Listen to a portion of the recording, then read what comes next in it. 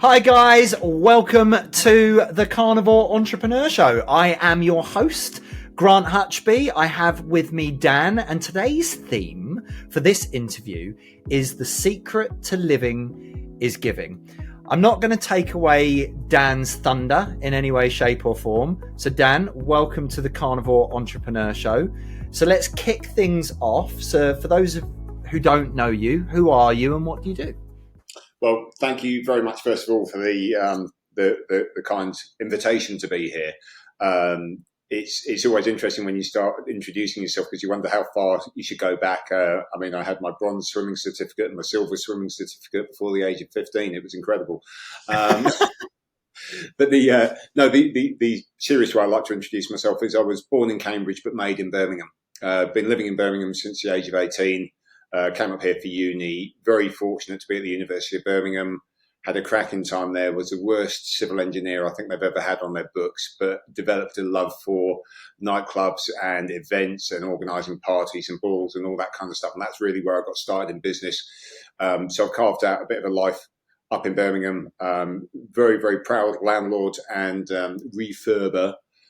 So alongside my activity in the nightclub industry, running a little company called Vodball UK, we did a load of property refurbs. I've worked with a few partners over the years, basically getting hold of rundown, horrible old properties and initially doing them up to a basic standard. But now we're a little bit more proud about what we do. And that's developed into something called Rover Homes. And Rover Homes is a nod not only to the fact that we're pet friendly, but also the heritage of Birmingham and the area in which we operate. I mean, I've bought property up and down the country, but Rover Homes is basically where we all started off in B31 and B45, which is where the old Rover car plant, God rest it, in 2005, 2006 closed down. And there's a massive pride in that area. Even now, one of the chaps who does a bit of work labouring for another firm, he pointed at my branding and said, "I love that. I don't love you, but I love that." And it's Birmingham and the West Midlands is a fabulous place. So I put down my roots up here. Done a bunch of property stuff, bit of resi, bit of commercial, lots of refurbing. SAS trustee for 13 years, supported living for 13 years. So kind of learnt all the mistakes and seen the problems, and thankfully learnt from some people much better, braver and brighter than me. Specifically since 2013 on the mastermind course, Saizuchi's mastermind course, who I've known since uni, and finally managed to see the light. But also more recently, how we met actually, Grant, on the Property Entrepreneur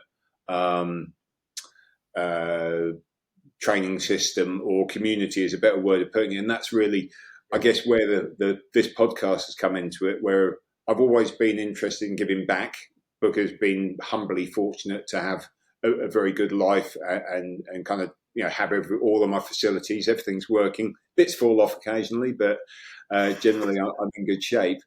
And there's so many people who would switch paths with you in a heartbeat. And that's really been a mentality that's always been part of, whether it's for things like Get Up, Give Back, or for work with other organisations. I volunteer, do a bit with the RBL when they'll have me. It's very much the mentality that there's literally millions of people who'd swap places with you in a heartbeat, if not billions. And we're so very fortunate that we have to have that humble honour and privilege to be able to. Right, it's not an option; it's an obligation to do what we can to help other people without detriment to ourselves, and we can do that. It's simple, really. Oh, absolutely. That's a quick introduction. Aside from that, 50 years old. Got a wonderful wife who puts up with me, incredibly patient. So part of the podcast thing is I always have to give a shout to Steph, who's an absolute rock and fabulous, and very, very fortunate that I finally gave in and let her marry me after stalking her for a little bit. So, absolutely. Yeah. Behind every great man there is. Absolutely. Yeah. Great girl. And also a great team as well. You've got to show respect to the people who've got you where you are, because no man is an island. And whether it's our life partner or the other people that we've had the pleasure to run through with. That's in the nightclub industry, in the building industry, in the giving back industry. That's a snapshot that's probably gone on a little bit too long. No, absolutely fine. And do you know what? You touched on a really, really good point, which hit home to me not long ago, which was perspective of actually where you are in this world and how much you can actually give back. Yeah. So, like, 50% of the world don't have a toilet. It's nuts, right? isn't it? That's 3.5 billion people or 4 billion people that you're already better off than. If you've got a toilet in your house, running water, you're better off than 50% of the people on this earth. And sometimes all you do is have this tunnel vision of what's around your local area or the people that you hang out with. And you live this life of comparison to the people that are just next to you, when actually there are so many other people that you can give back to that aren't doing as well, that, like you said, would want to be in your shoes. In a heartbeat. And yet we moan and mither when we can't get 5G and you've only got 4G on your Wi-Fi. Yeah. That little device that rules your life now. It's bonkers when you think about it. But it is all perspective. And like I say, the fortunate thing over the last 6 years, 7 years, while I've been on Property Entrepreneur, you get to see other people who are kind of pushing the limits. And hats off to you as well, Grant, for doing what you're doing with Carnivore Entrepreneur, because it's another person kind of banging the drum of saying, we've got this incredible opportunity, this monumental road that we can go down if we choose to. And some people are going to do different levels of it, and that's completely cool. You're going to pick out. It's like a menu, isn't it? You don't go and order the whole menu. No. I'm sure some people do. But pick out what you fancy at the time. What you can do. We've all got limits, and there's things that are important to you in other ways. But it's appreciated having the opportunity to talk a little bit of living is giving, because it's something that's been a constant theme, and I've focused on it more years than others, and privileged now that I can focus on it a lot more than I have done before. The real joy in it, though, is seeing when other people get it, and other people have that little spark inside them to go and lead their own organisations, whether it's something that we do or something we support. That's irrelevant. It's a matter of having those, and it also doesn't matter whether it's £1 or £1 million. It's still £1, right? No, and I think Tony Robbins said this, which was, if you're not prepared to give 10 cents out of $1, you'll never be prepared to give 100,000 out of $1 million. So true. Yeah. If I won the lottery, won the Euro Millions, I'd give half it away. I'm not so sure. Maybe.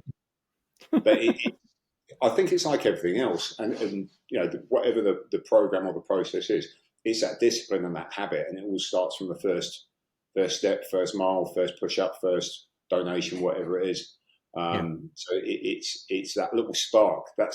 I think that's part of the exciting thing. And the best people, don't get me wrong, we've had some fabulous people, like on Get Up Your Back or whatever it is.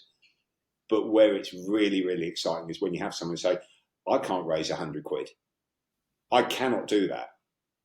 And then all of a sudden they've done £1,200, £1,500, they've smashed it to bits, and they've done a couple of challenges, and it's only over a really tight time period of maybe 3 months. Or someone who wasn't going to do anything, and then they do something completely off the curveball. There's someone in my mind, I don't want to embarrass them by mentioning it, but I'm so incredibly proud of what she achieved, because it was so, should I even worry about trying to even think about the potential of doing this? And then they absolutely crushed it and took no prisoners. It's just beautiful to see. Really, really cool. Yeah, when people get involved and club together as a team, and you do things as a group rather than individual, the impact that you can have is multiplied, not by the amount of people that you've got, but by much more than that. When you've got even 20 people going towards the same thing, it's more than those 20 people doing stuff individually. Yeah. It's an amplification process, isn't it? Sorry? It's an amplification process. I think Tony Robbins, did he mention it once, where if you went to see a football match and there was like 2 people in the crowd, and you're the 2 people go, hey, it's different than 50,000 people going berserk because they've got the final goal in. And it's that amplification that makes all the difference. But it has to start somewhere. Yeah, absolutely. Cool. So, question that I ask everyone, Dan, Oh, here we go. is Carnivore Entrepreneur Show is all about meat, muscles, mindset, and money, the four Right. M's. Yeah. Which one speaks to you the most and why? Okay, so I'm going to bring this back to my mindset, and it is mindset primarily, and a little bit of money. But my mindset about property, Grant, is very much there's five F's in Okay. which is it's finding them, funding them, fixing them, feasibility, fixing, and then filling them. And that's not about that's about filling your pockets. It's about the profitability of it. And it's interesting with the four M's. Some of them do kind of speak to you more. And I'm wondering, can anyone get them all up to the same level and the balance of it, or is that part of the game of getting your mindset and your money and your muscles all in one place at the same time? For me, I'd propose it's probably mindset and money. I've always tried to keep myself in relatively good shape. There's been some, and we might come on to it in a bit, there's been some occasions when back in my younger years that wasn't so great. There wasn't a consistency. Well, there was consistency, but it was about drinking. Just in the wrong direction. Yeah, 100%. In the nightclub game, you're finishing work at 3-4 o'clock in the morning. You're starving hungry. You bang down half a crate while you're working or playing or whatever you're up to. So that doesn't take long to contribute in exactly the wrong direction. On the flip side of it, mindset and money. So covering off money first, I've always had a discipline from the age of 11. And I was on a recent podcast with Phil Bygrave and Tim Witt, their podcast, where it all started because I wanted to buy a drum kit. And you go and do as many paper rounds as you possibly can, because that's what you can do when you're 10, 11 years old. And you save up 1,500 quid to get your drum kit, professional kit, because I played for about 7-8 years until I started DJing, because I couldn't bring my drum kit up to university. And it's that, it's not going to go down well, is it, with the neighbours? No. You build up those, I suppose you do build up your muscles, don't you, of I'm going to earn more than I spend. I'm going to save more than I spend in some cases. And it's that intensity that escalates. It starts off small, but I went for 7 years writing down every penny I spent. Oh, wow. Didn't have a holiday in 7 years. And I had a spreadsheet, whether it was a coffee for, at the time, 99p, triple mocha latte, cappuccino, whatever, for £15 or whatever they charge for it now. Structured my rent and so on and so forth. Very, very few trips away. And that's what I think was a builder to the deposits. I appreciate, deposits are quite hefty to find now, but it was that stacking it away mentality about money. And I'm not quite as brutal on it now. I'm a little bit more freewheeling. This year might be a matter of, what's the one Adam Goff did the other year? Burn what you earn. Yeah. Steph's not allowed to hear this podcast, by the way.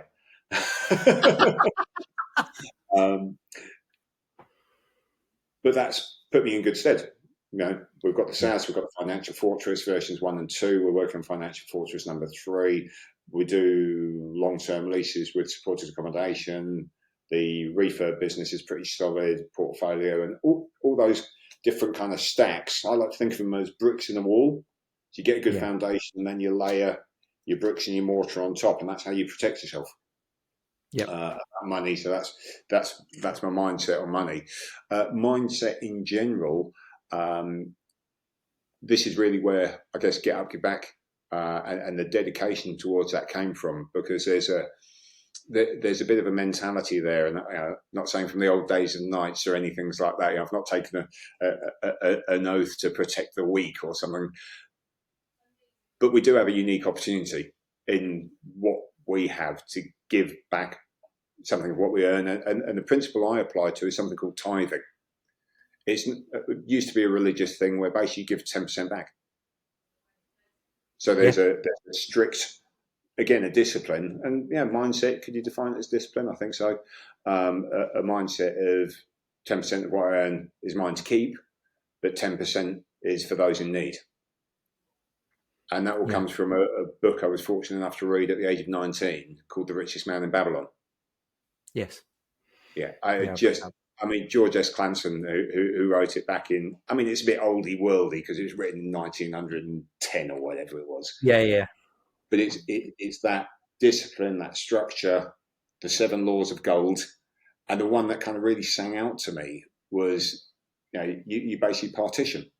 And sometimes it might fluctuate a little bit. You might get hit with a big bill or a big tax bill, or things sometimes go wrong.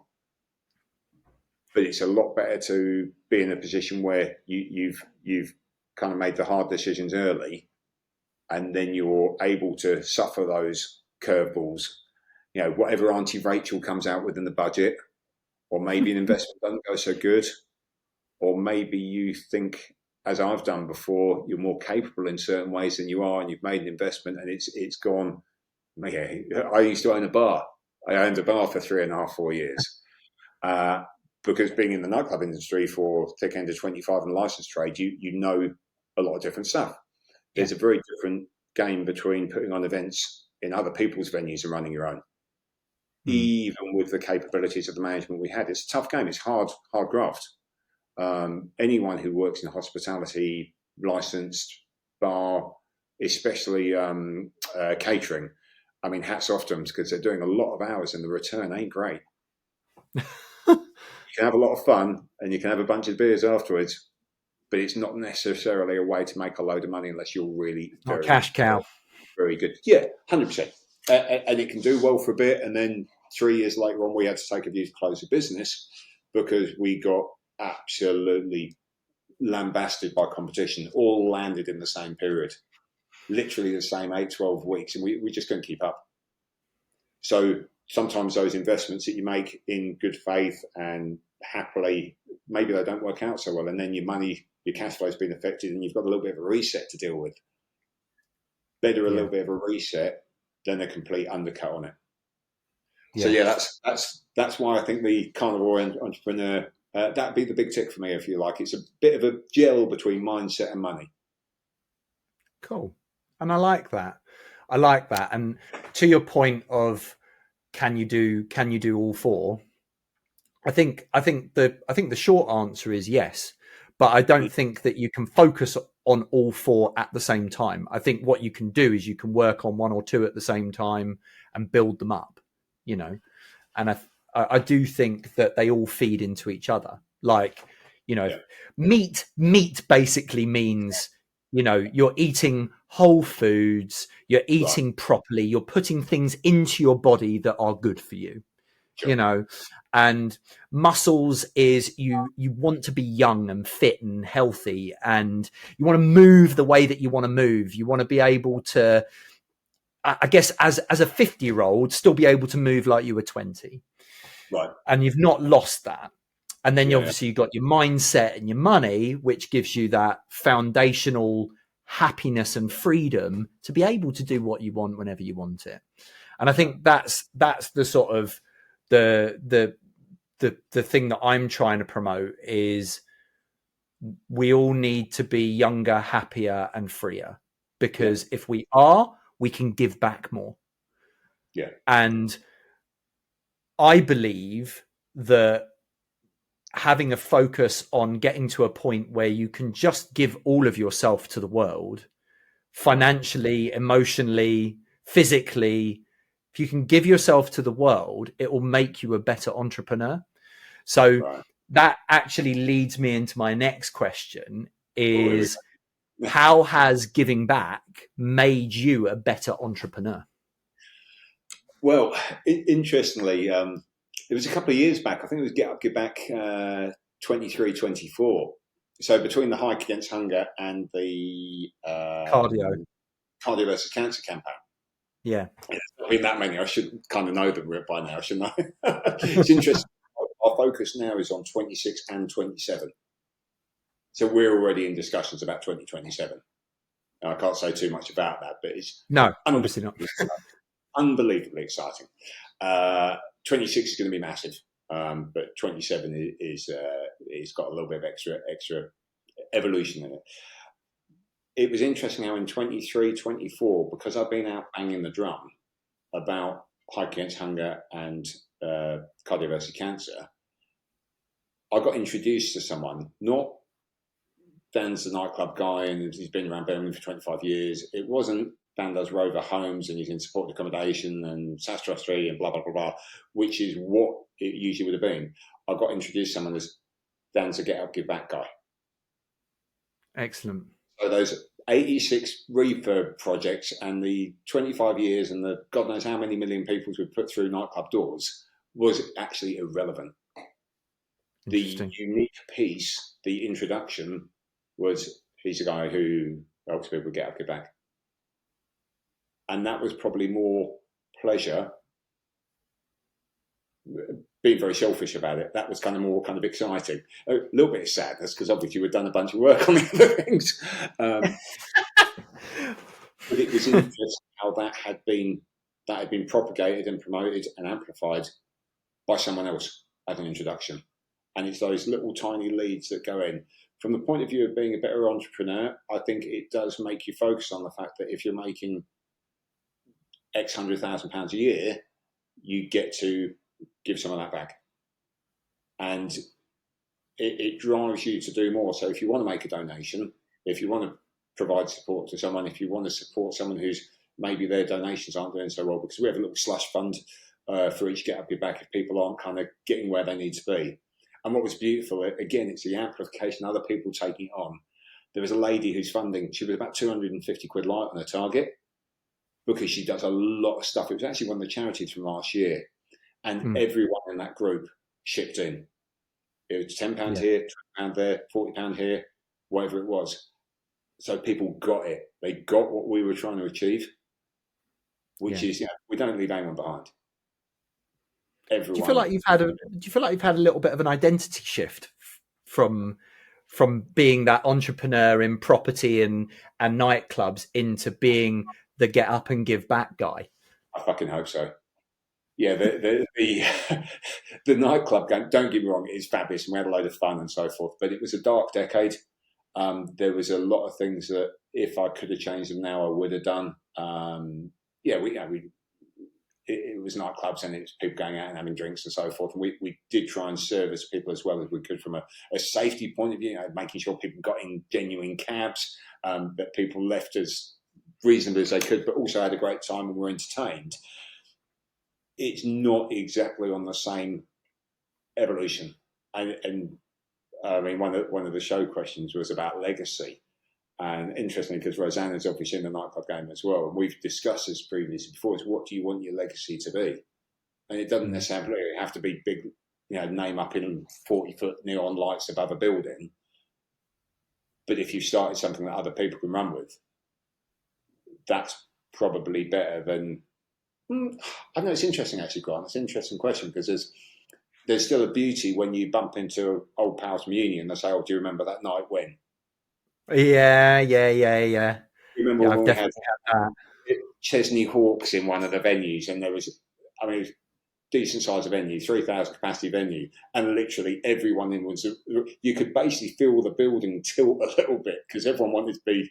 Hey, Chesney Hawks the one and only, and he played the other songs, but people went nuts for it. Or some of the other gigs when the Faithless Insomnia is playing and the light rig's dropping down and the lasers are going, and it's just off its head. There's no more. You're literally talking to my core because I was a DJ when I was younger, and those nights were magical. On the flip side, though, it's when you raise that check and when you see those differences made to the people who participated and supported, and they go from saying, "I can't do this," to "I could do this," to "I should do this," to "I will do this," to "I've done it." Yeah. That's cool. Yeah. That's cool. It's a different level. Yeah. It's huge. And there's been a couple of little anecdotes from it where, people have said, kind of, why do you do it? And I think it's why everyone does it is because someone else might do it, but what if they don't? Yeah. And I've done a lot of analysis on we're all motivated by basically what pushes you or what pulls you. And if you do the whole values exercise behind it, you work out, okay, well, I'm personally a bit more push motivation rather than pull motivation. So it's lovely to have nice cars and houses and all the rest of it. But if that doesn't actually turn you on, your motivation is more push. And that push motivation is very much, well, if we don't do it, someone else might. But what if they don't? Yeah. And it was very kindly someone on the PE program who prompted that thought process. So I hope that answers the question, kind of. Yeah, no, definitely. And I think that we all make different shifts. And I think something came to mind was what got you here won't get you there. And it's almost like, and I'm having this happen at the moment with the Carnivore Entrepreneur. So right. I had my whole career before that got me to a level where I was able to set up our own business. And that was the next thing. So I left the corporate world, went into entrepreneurship, and then that led me through a whole journey of, property and learning how to run a business on our own. And we got to a level where that got me to a certain point. And this is where the Carnivore Entrepreneur has taken over. Yeah. So I think your life goes through different levels, and it's nice to see how those levels have progressed with you as well. It's really interesting. Well, I always say to people, don't do what I did, do it quicker. Yeah, look. Yeah, that's the whole reason for doing stuff like this, for sharing your ideas, sharing your story, so other people can learn from it and accelerate their own journey. Well, that's the interesting thing, especially at the moment with the tech there is now. I was telling someone about the old story because I used to work for, my very first inverted commas business at the age of 19 was for a multi-level marketing company, a firm called Amway. And I think I was with them for about. Oh, yeah, I've heard of Amway. Yeah, I mean, they do a whole bunch of everything. They're a direct selling company for everything through from face cream to dehumidifiers. I don't even know if they're still running. What they were brilliant at was continuing education. And you used to get a tape a week and a book a month. And that's where I first read Richest Man in Babylon from. And also the tape a month piece. And it is that constant drip feed of positivity and those little nuggets that come out that you might have heard them from, I don't know whether it's Tony Robbins or Cole Manor or John D. Martini or whoever it is, but it's that little trigger that takes you from point A to point B to C to D to E to F, should you wish it. And I'm also a great believer that there comes a certain point where, I'm very, very comfortable being on site, for instance, in the building trade. I'm not a trained builder, but I can do some things very well just because I've been around it for so long, and I really, really enjoy that. And some people will say, "Oh, why did you do that? Surely you can spend your time better." Because I enjoy it. Because we've also got to have joy in our lives. Yeah. Prodding people to do more than they think they can on get up, give back. Or I was doing some bricklaying yesterday. Not the best bricklaying in the world. It's an honour to be able to do that. My grandfather was a bricklayer, and there's a joy I find, whether it's that or carpentry or whatever, to working with my hands. So it's okay sometimes to do things that are not at the top of your game, in my opinion. Equally, there's other folk. You look at the top performers in the world. I'm sure they ain't laying bricks, but it'd be a very boring world if we all did the same. I think there's a lot of truth in what you say.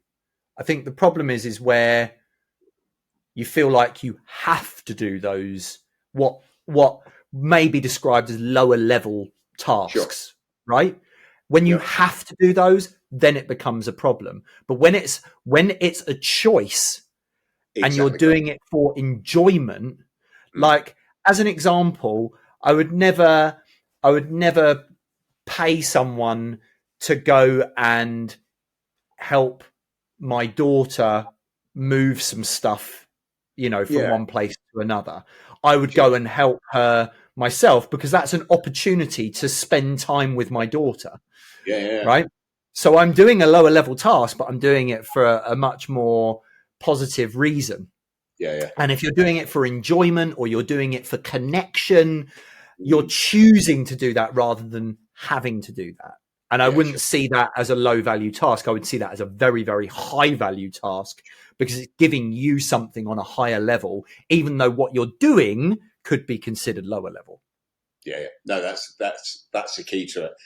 I think when people analyse their values, one of my values is choice, and I drilled down into that and said, no, it's not actually choice; it's freedom, or freedom of choice.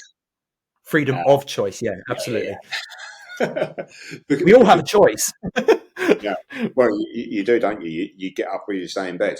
One of them is comfortable and warm, and the other one's getting out and getting at it. But if that choice is to walk downstairs and lie on the sofa, that's probably not so efficient. No.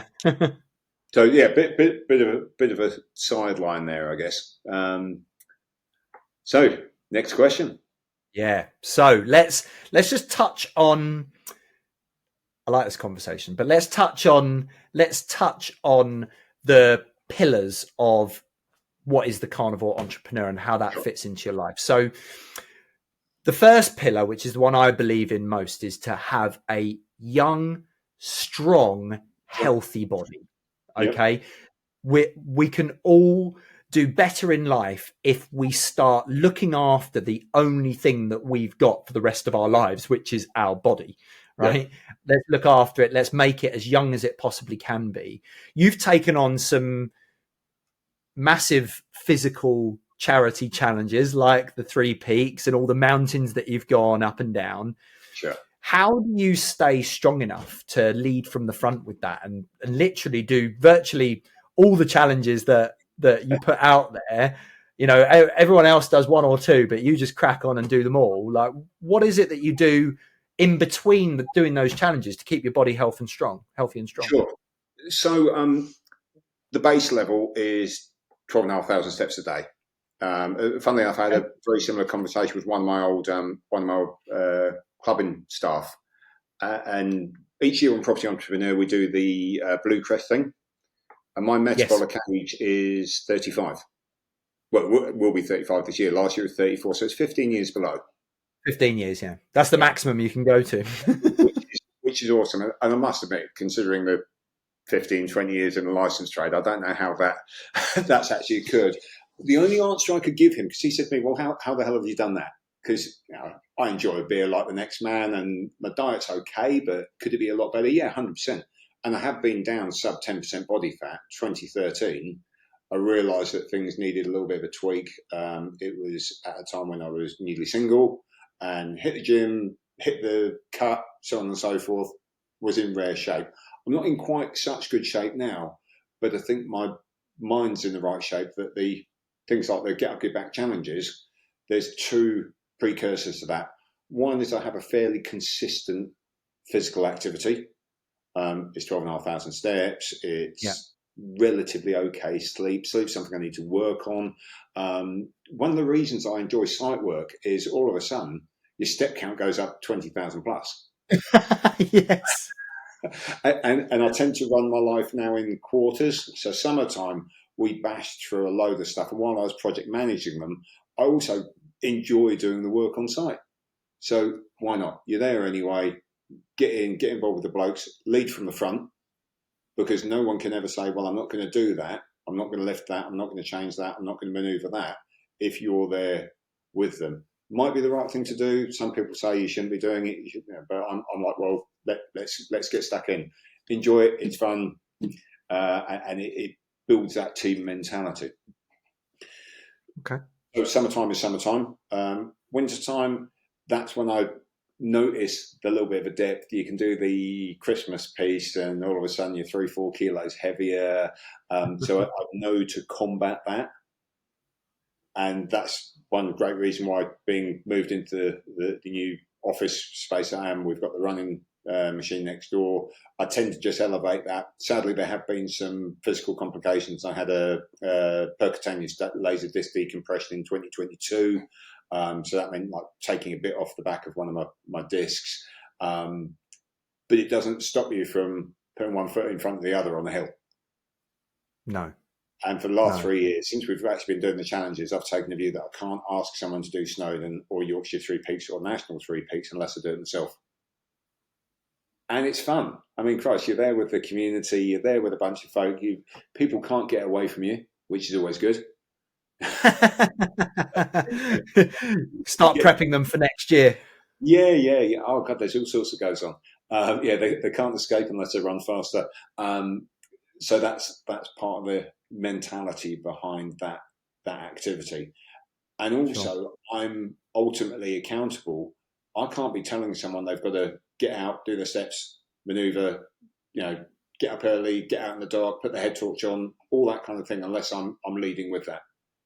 That's just not cricket. And I think we see that in Property Entrepreneur. Dan, Adam, Josh, they all do whatever it might be they do physically, and the line they give is lead from the back. But at the same time, they're in it at a level of consistency, and it's discipline, isn't it? It's discipline. I personally prefer that methodology. I mean, I've got a gym membership. Do I go enough? Probably not. I know the things I enjoy, and having kit nearby, anyone could put on a pair of trainers, or nearly anyone. Sadly, some people physically aren't, maybe mobile, so I'll retract that. But the majority of us are fortunate enough and privileged enough to have the ability to go out and move or do a press up. If it's on your knees, do it on your knees until you can do it regularly. Until you can do it regularly, then put your feet on a couch and invert, and then do it on perfect push, which are my new torture device I've got in there that get you just that little bit of extra dip.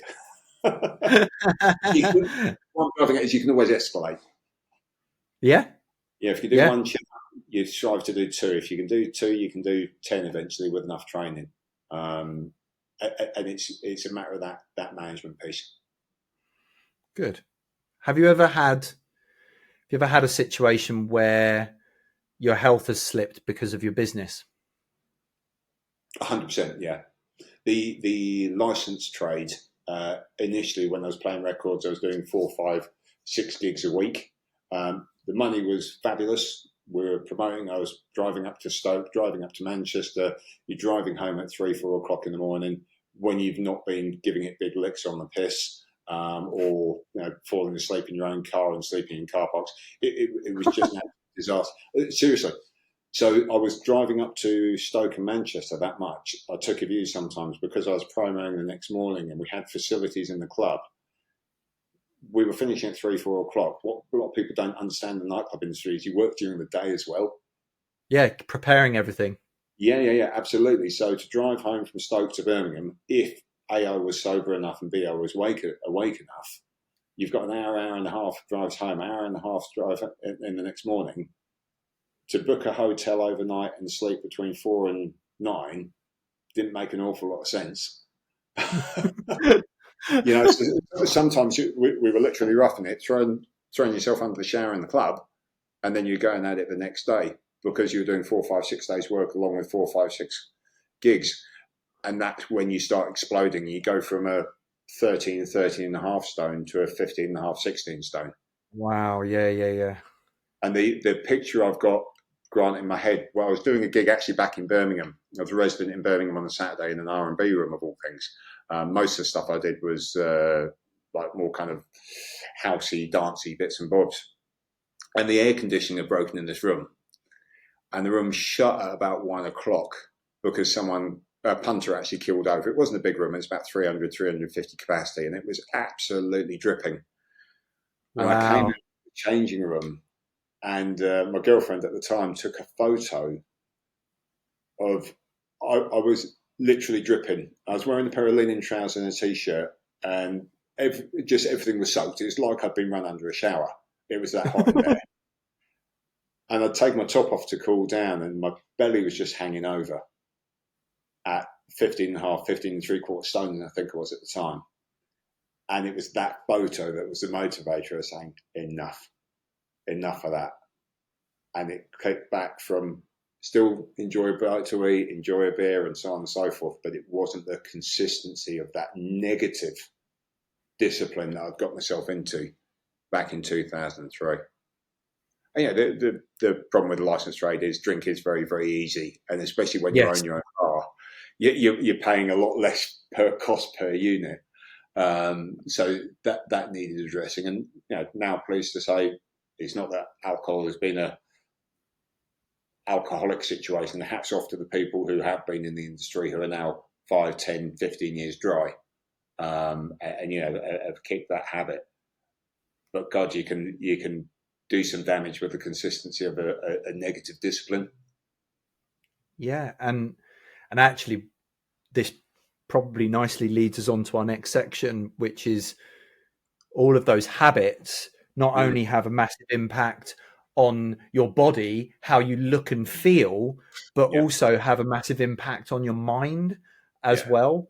And one of the next pillar of what I believe, creates true wealth is to have a happy, energized mind, and so that you've got everything going on right up here, because this fuels everything.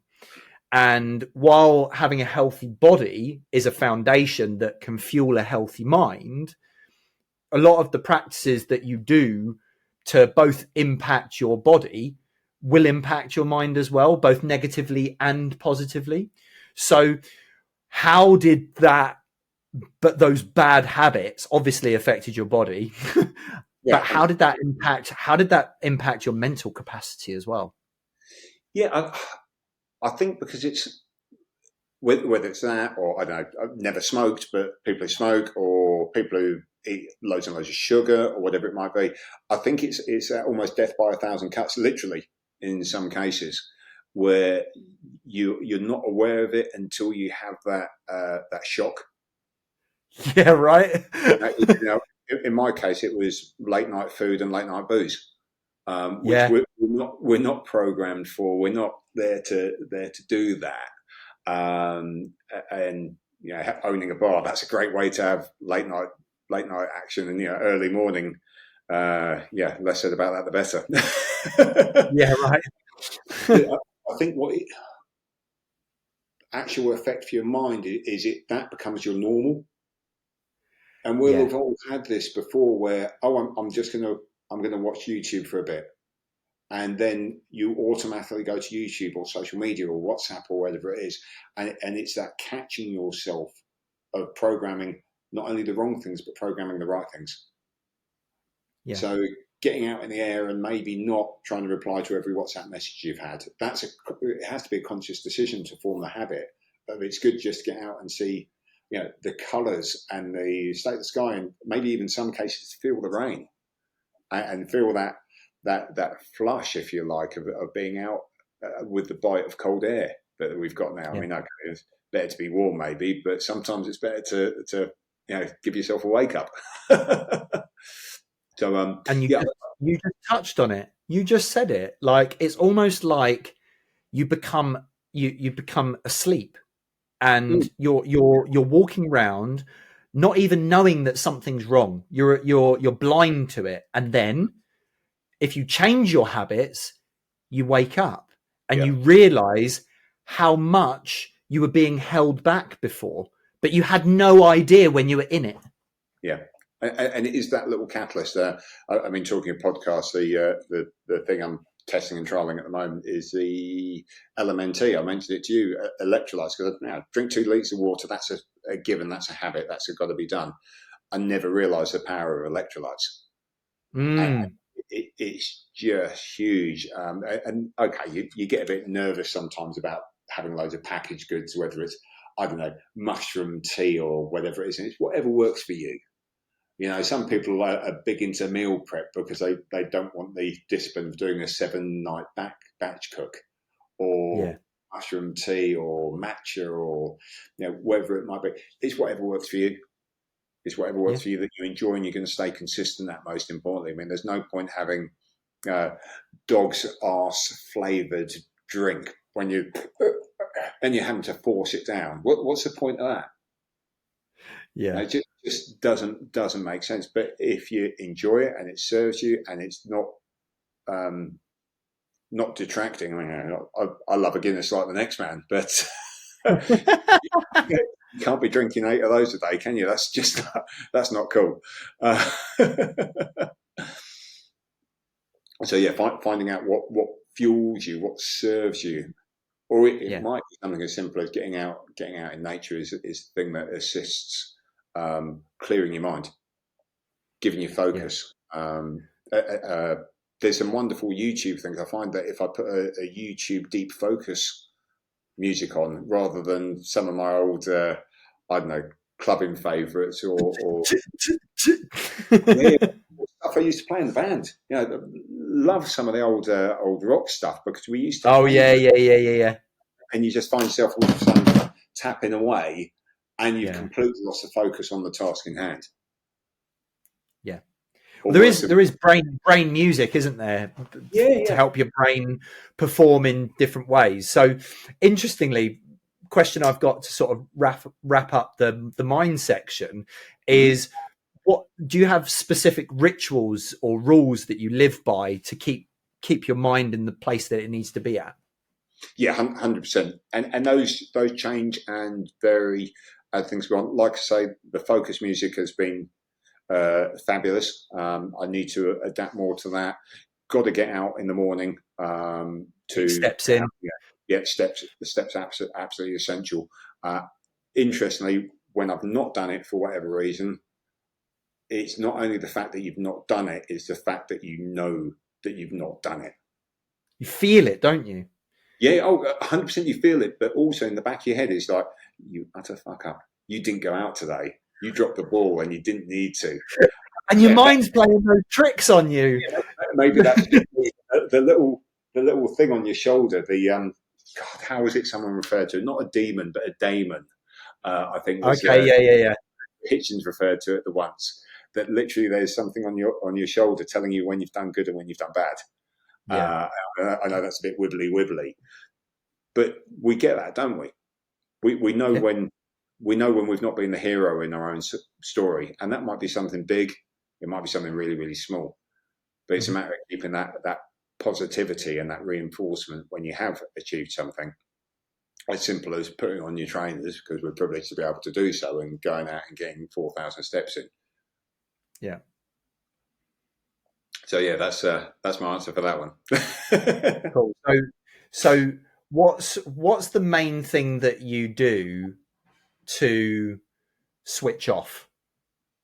Because it's good always to switch your mind off. How do you switch it off so that you're not thinking too much? That's such a good question. But I think it's very easy, not only when you're kind of self-motivated anyway, but when you're in an environment of high performers or people who are just performing, basically, not wrong in any other ways of life, but just that we're in an environment with Property Entrepreneur where there's 160, 170 people or whatever it is, and everyone will be doing something at some point. Yeah. So it's, I think one of the balances, as I'm going to throw this back in a little bit of a different way, is I know there's guys like yourself, Steve Hammond, Umesh, Dan, Adam. They might be getting up earlier than me. They might be going to bed later than me. They might be growing in a different way, but sometimes we have to balance against that constant thought process of, oh Christ, I should really be just finishing something off. And it's 7 o'clock in the evening and there's family time, which is actually more important. Yeah. Because I'm not 23, 24 anymore. And it's not a matter of earning as much as you can and putting the foundations in. It's a matter about enjoying the smell of the roses. So switching off I think it's still a bit of a battle, in all honesty. If I'm kind of throwing myself on the floor here. Because you in a conversation with someone on a Saturday or Sunday, and you're thinking about, oh Christ, I've got to go and organise this, or there's this litigation piece that I'm dealing with, or I'm doing a conveyance, got to get stuff through the conveyancers. Yeah. And it's very good. That's if anything, Grant, to be honest with you, the one big thing I'll take away from this conversation is that's something I need to work on. Excellent. Something I need to work on. And we all have this wonderful mechanism called a wife that will definitely sure as hell correct us when we're wrong. Yeah, absolutely. I'll hold the mirror up. They will hold the mirror up, no they problem. do, literally. Yeah. Okay. Cool. So yeah. Otherwise, I'd say cats. Cats, definitely cats. Love cats. So yeah. And all you can do is you can't type because they're on top of you and stuff's going everywhere and it's just put a bedlam. So can't think about anything else. Yeah, they're a great way to switch off. Get a cat, wonderful. So bank account. I believe that you should have freedom in your bank, so it's not. Yep. So it's working for you rather than against you. Sure. What for your bank account, your wealth, your money, to work for you rather than against you? What does it need to do? Okay, so there's some basic rules that I have. We're thankfully now at 50% loan to value. I don't over leverage. Nice. I need to have enough war chest there and available. Do I want to hammer that down a little bit? Yes, 100%. That 50% includes all the loan backs we do through our SaaS, because part of my game for this year is to be my own bank. Oh, not for this year, but consistently. We're very fortunate. You must lend money to yourself. Yeah, you can loan back a SaaS, a pension fund against yourself. So part of the game is being that self-sufficient, and not to get all conspiratorial or anything about it, but I'm not bright enough to understand the whole banking industry. I'm a great believer in. I want to protect me and mine, because then that means I can do more for other people. And I've got a pal who has a bit of a different argument with me. He says, you never know what's going to happen. You could not be here tomorrow, so you need to do as much as you can and give away as much as you can while you can. I'm like, okay, yeah, that's a fair shout. The flip side of it, I guess, is we've set ourselves up for wills and so forth that when we're not here anymore, the charities we support will benefit enormously. Bit of a tangent on that, but it's important, I think, to have that long-term view. And I've always probably been a longer term planner. I mentioned before about working real hard at the beginning of things and having, putting what I needed to in play early doors and investing early, because then it's like hard decisions, easy life, easy decisions, hard life. Exactly that. You're saying, I'm not going to go out for a meal because I've spent my budget for this week. Oh, what are you doing, Norman? It's a bit of a grind, but the situation now is comfortable, and that's what enables the whole legacy piece. So that's one of the rules. LTV 50%. Bank balance. One thing I'm guilty of is I probably don't keep the cash on hand, and that's been a piece over the last couple of years. Working capital. Yeah, working capital. I think we're all very guilty of it. You just try and... Me included. I'll hold my hands up to that one. Yeah, and it's so easily done because we all look for the deals. But no more than I mentioned Richest Man in Babylon, one of the books that I've recommended to loads of people. I bought for loads of people. I mean, Richest Man in Babylon, I've probably bought 30 copies and given them to people I care about. Enough by Paul Deanson is a fabulous book of okay, it's fabulous to go and not knocking it, go and build yourself a mega multinational corporation, brilliant. If that's what turns you on, do it. From a basic point of foundation, his argument is you probably only need 3 or 4 properties paid off and looking after you. And that's a very different scenario. I think Josh actually from Property Entrepreneur sums it up perfectly, which is it's all about small business, large profit. Small business, big profit, yeah. And it makes so much sense, because otherwise you're building layers upon layers upon layers, not knocking that, because if that floats your boat and there's a long-term structure about it, then brilliant. And we need more people doing that. In fact, we need to, as entrepreneurs, we've got a duty, I think, and an obligation to do what we can, whether it's on a small scale or a big scale, to assist as many people as we can. Whether it's a tight team of 3 and you can provide employment for them so they don't have to go and quote jobs or worry about their future. That's part of our responsibility. If it's 300 people, brilliant. I operate, Grant, very much on the smaller scale of things. So the supported accommodation business, for instance, we set that up deliberately not to have a job. The 3 directors all took you. We don't need to be more landlords. We don't need phone calls coming in left, right, and centre. And that's a good thing, because we're able then to support the housing association that provides the tenants and the management of those properties, and they've now grown over 10 years from 100 people to 1,000. So that's kind of the mentality on money. It's don't get me wrong, it'd be lovely to have the fast cars and the flash holidays and so forth, but we kind of do okay anyway. You know, I take a view. Don't fly less in business. Why would you? Yeah. Well, I fly business not just because I want all the luxuries that are in there. I'm 6'5". I don't fit in the other seats. Hey, great reason to do that. Great reason to especially on long haul. I mean, traveling like 6, 7, 8, 9 hours. It's horrible being stuck in those seats. But yeah, the things that I took from that were: don't over leverage yourself. Stick within a leverage that you're comfortable with. Make sure that you've got enough money around you that you're comfortable with. Stick within some spending limits, and then also have money that's coming in each month that you don't have to work for. That's passive. Yeah, recurring income. I'll just make one small adjustment. If my passive income gets bandied around a little bit. Yeah. Okay. Yeah. Sorry. Recurring. And again, that was from Richest Man of Babylon. So a lesson I learned 31 years ago was, have a constant supply of income. Make money while you sleep. Yeah, money while you sleep. Gold will multiply itself. The other key piece being, of course, that the LTV should change depending on circumstances. Yes. And seeing those opportunities when we were back at 1%, 0.5%, that was absolutely the time to run. I think at the moment it's time to be a little bit more cautious. And okay, the argument is there's going to be a lot of people ejecting, and I completely get that. So it's maybe a bit more of a balance. Yeah. Yeah, I mean, there are times where you need to change your LTV. I mean, when we had the massive amount of fraud last year, we were sitting at about 60% LTV, which we were getting that down.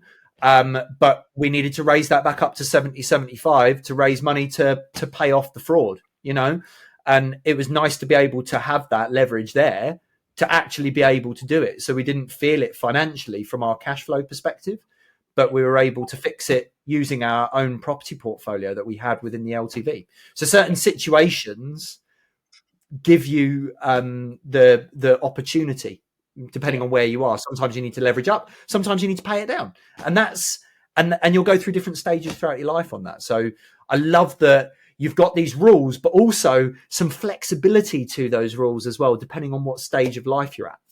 Yeah, 100%. I mean, the mentality behind it, I guess, is if you're in a situation that you're running at 75, or even those old Kent Reliance loans that were 85%, if you've not got a war chest or a lifeboat or anything in the background, where do you go from there if you need? Or if you want to do a personnel, the argument is, okay, I'd probably be able to borrow a load of money off someone or bridge it or do whatever else. That's great. But the for want of a better word, maturity of me is, if I can use some of my own funds and have that wiggle room for the right deal rather than just doing deals for deal's sake. Yeah. But I guess I'm also speaking from the point of view of having done 25, 30 years of it, whatever it is, rather than someone who's just starting off. Very different scenario. Yeah. Again, you're in a different stage, so you do different things. And then whatever you do at the beginning of your journey is going to be different to what you do in the middle and the end of your journey. Yeah. And you're just at a certain stage, and people that are, more at the beginning might take more of an aggressive approach to what you're doing, because you don't need to take those risks. When you've got nothing to lose. So you can be more aggressive. But when you've got a lot of stuff to lose, you don't want to put your risk into something that could make you lose stuff. Yes. What does Warren Buffett say? Rule number 1, don't lose money. Rule number 2, follow rule number 1, right? So it's interesting how many people have that thing of just having to do a deal. I just want to do a deal. It's like, no, just do the right deals. It's so more efficient. Yeah, exactly. Okay, cool. So we're sort of coming to the end. We've completed our bank freedom section. So I've got some quick fire questions for you. So first quick fire question is, if you could go back to yourself in your lowest moment, what one piece of advice would you give yourself at your lowest?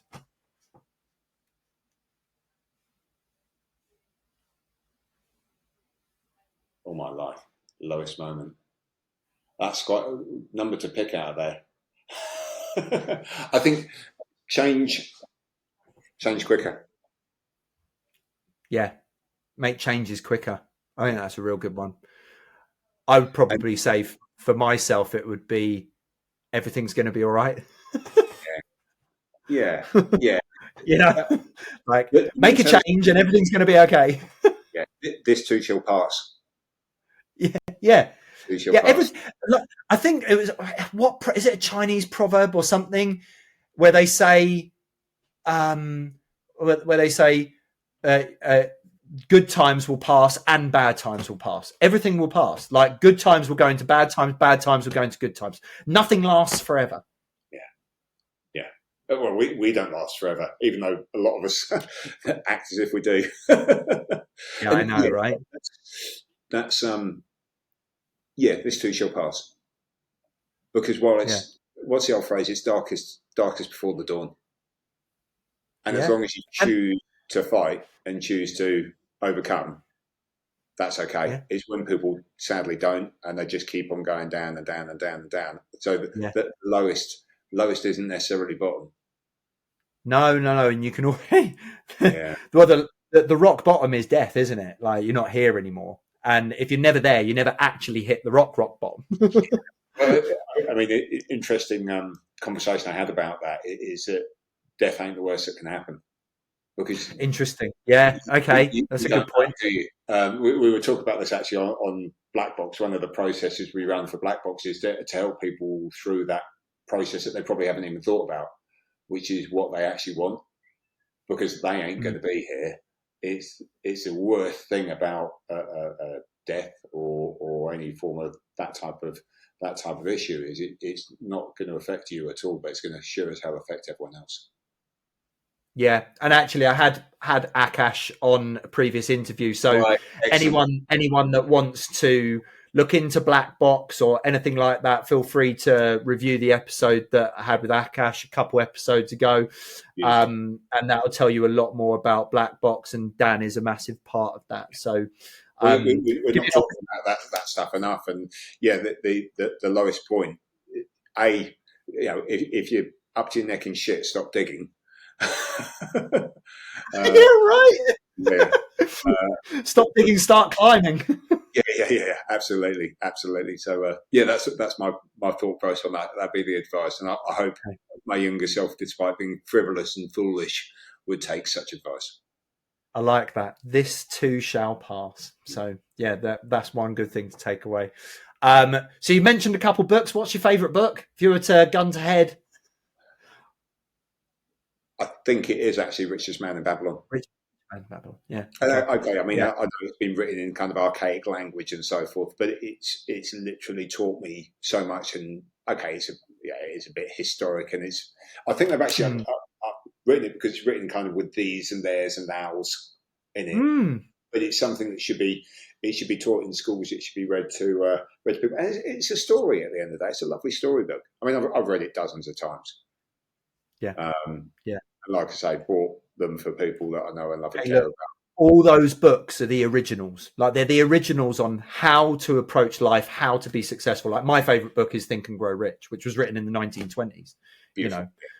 And that those books form the foundation of what everyone's talking about now.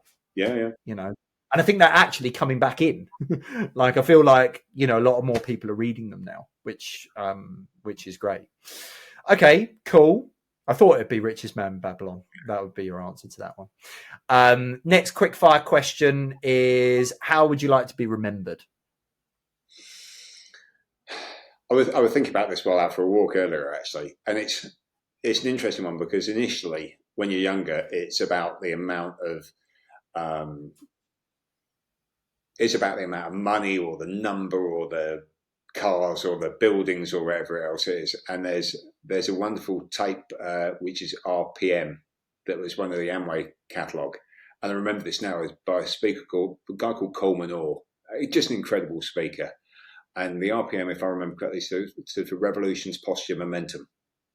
Okay, about cool. About life. I must try and find it. I'll probably go upstairs in the loft somewhere. And he said that the secret to life, or his view on the secret to life, isn't about how many beers you did or didn't drink, about how much money you did or didn't earn, about how many cars you did or didn't have. It's about how many people genuinely had a better life because of what you tried to achieve. Phenomenal. And I had a better life because of you. And you actually don't. I hadn't realized sometimes how much of an impact just a small thing that I said to someone has made a difference to their life. Like, I saw it as nothing, but it changed the whole trajectory of their life. Well, I guess no more than that's something I listened to 31 years ago. And I still remember it. I can still hear it in my ears. It's not, I guess, not so much about how would I like to be remembered, but if you can create those little pieces along the way that someone might pass on, and you almost become a bit insignificant, for want of a better word, to it. It's the fact that it's been propagated. That's not necessarily a memory about you, but it's a memory that's been passed on. Because we've all made a ton of mistakes, and we've had some successes along the way as well. But if you can stop someone having the same mistakes that you had, I think that's the legacy. Yeah, no, absolutely. Absolutely. Help the world be a better place. Yeah, 100%. Yeah, totally. Whether it's picking up a piece of litter or saving life, it doesn't matter. It's just got to be a bit. Christ, in the world we're in at the moment, there's a whole load of better that we can have, right? Yeah. And it's still pretty good. I mean, geez, I was at the Birmingham back-to-back houses about a month ago, and you looked at the way that people were living in Birmingham. It was the thick end of a century ago, but then they showed some photos of how people were living in them back in the 60s. Not within living memory, and you think, geez, while there's a lot of people, bless them, in the world who are in all sorts of trouble, even in a developed environment, there's still people who need a hell of a lot of help. Yeah, no, absolutely. And that sort of, I guess, wraps up the whole theme of this interview, which is the secret to living is giving. And it's not about giving money. Like, money is part of it, like helping provide some funds and where people need it. However, it's more giving your time, giving your energy, giving your knowledge, giving your feedback, and actually helping someone live a better life. It's much more than money. And I think we can all, even if you don't have money to give, you will have something that you can give to someone else. And I think that's a great notion to finish on. And I guess the last quick fire question is, if you could leave our listeners with one message today, what would that be? Wow. Do something. Doesn't have to be big, doesn't have to be small. I mean, we'll all remember from school the Bible story of I'm not particularly religious, but I remember this from being a kid.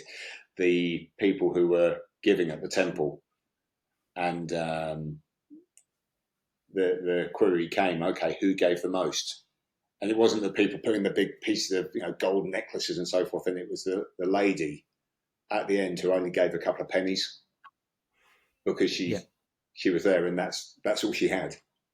And my little take on that is just do something. It doesn't have to be huge, but little bits will make all of the difference eventually. If we all did something, then it's a damn sight better than a few people doing a lot, because everyone takes responsibility then.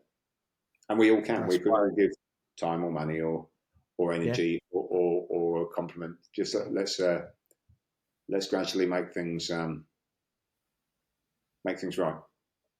Yeah. Cool. Make it right. Great thing to finish on. Fantastic, Dan. So lastly, if people want to get in touch with you about anything, how would you like people to get in touch with you? Yeah, absolutely. So property stuff, real nice and easy. Dan at Rover Homes. Rover as in the car, or woof woof. Homes. This will all be in the description, by the way. So sure. It will all be in there, don't worry. Beautiful. Yeah, that's one email about property stuff. Or if folk want to talk about Black Box, we have something for us to have a chat about. We have some really, really nice little offers for people who just want to find out a bit more. I had a very capable pal get in contact the other day, and we gave him a bit of an assessment on the scorecard we do. And he put like just a laughing emoji. And there's capable guy. And he said, I need to get this looked at. And my contact for that is Dan at the-black-box.uk. Because it's a conversation not a lot of people are having. About 30% of people are actually having that conversation, and it's sadly lacking for looking after our nearest and dearest.